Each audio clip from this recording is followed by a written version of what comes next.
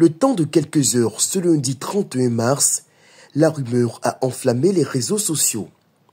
Seule victime à s'en laisser empoisonner, ces croque-morts impérialistes de l'AES et bien entendu leurs affidés en Côte d'Ivoire. Alassane Ouattara serait mort en France.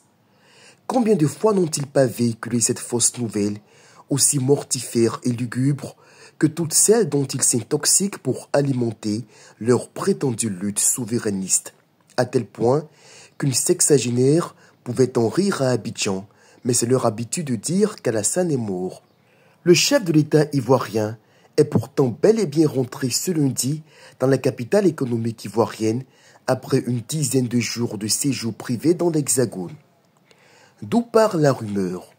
D'un compte propagandiste de l'AES, un de ses nombreux trolls, un esprit chagrin et périlleux au service du sous-préfet en chef du Kremlin et de ses acolytes putschistes.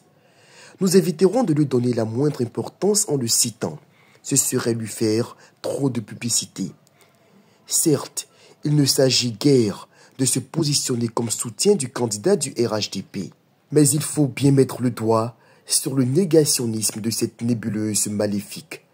Comme ils en ont l'habitude, celle de véhiculer de fausses informations, des rumeurs absolument fabriquées sur les pays jaloux de leur souveraineté et qui refusent de sombrer dans le giron du néocolonialisme russe-africain.